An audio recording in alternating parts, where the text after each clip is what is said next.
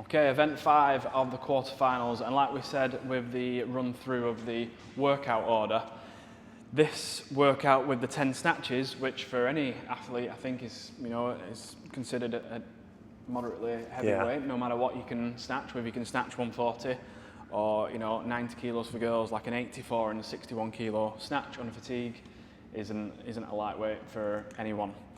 And I think that's an important thing to understand, not only with your workout order, but also on your pacing with these two exercises, the calorie row and the 20 box jump overs.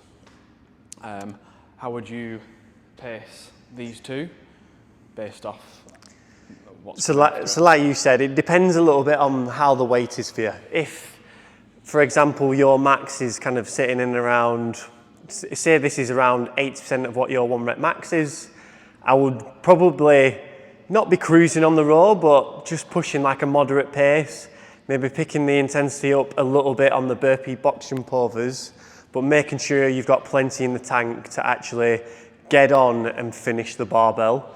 I think, being able to go into the bar with enough energy to hit those 10 reps in singles is just really important. Yeah. I think one thing, again, if we start from the end and work back, so let's start with 10 snatches.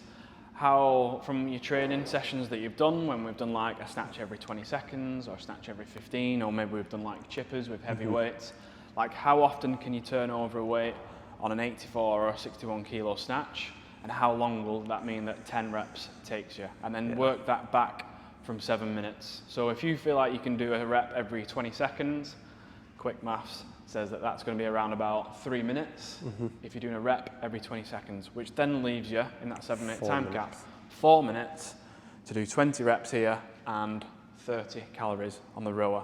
Okay, so that's the first thing that you've got to be a little bit aware of, and then based off that, we need that'll help us make a decision of what pace am I going to hold when I'm going through it in the right order. I think other key thing to remember there is obviously if you're rowing at 100 cal per hour less than somebody else, like there's not that much difference there. Like you're not going to make up too much or lose too much on the row, potentially if you're in that RX kind of middle.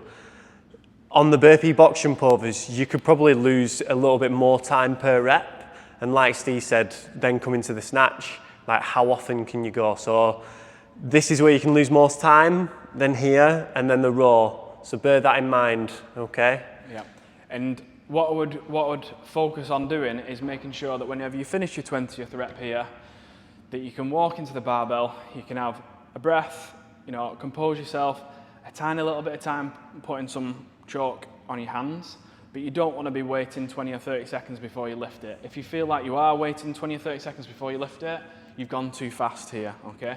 You want to get through the row, get through the burpee box jump overs, approach the bar, get yourself composed, tiny little bit of chalk, and then get into your first rep, okay? And that'll then also help you decide how quick you do these two parts, okay? It's pointless smashing the row, smashing the burpees, and then waiting 1 minute before you lift the bar. You may as well make this last an extra minute, because then you've not kind of gone yourself super high intensity and then kind of like cupping up and down on like a roller coaster through the workout.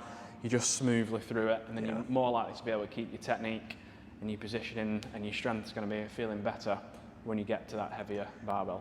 Again, if you're more towards the elite side of things, if you can go onto that bar,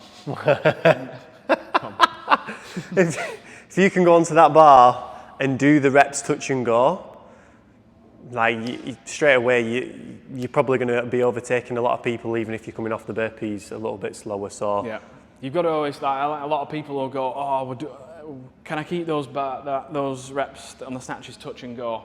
And it's just like, you've got to think of what will give you the best time. Like what technique, what strategy will give you the best time, not like how many reps you can do in one set. Like if it's faster, if some people, the fastest time in the world might do them in singles. Like it doesn't really matter how many reps you do per set.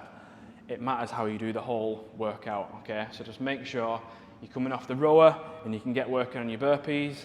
When you come off the burpees, you can get stuck into those 10 reps and the snatches. Most of the time, I've found anyway, when you have a workout like this where you've got a heavier barbell after something that's going to like blow your legs up, reps 1, 2, and 3 don't feel great. They feel horrendous, but just be aware of that. Rep 4, you'll probably start feeling better. Rep 5, better again.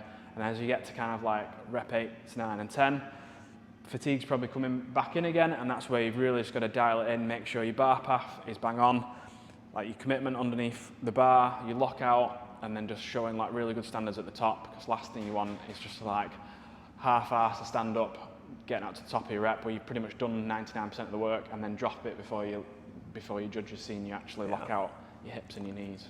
Okay. And I think the last final thing is a failed rep on this bar is probably going to take 20 seconds out of your time. Easily. 20 seconds longer in a row will make a hard pace just feel like a lush pace.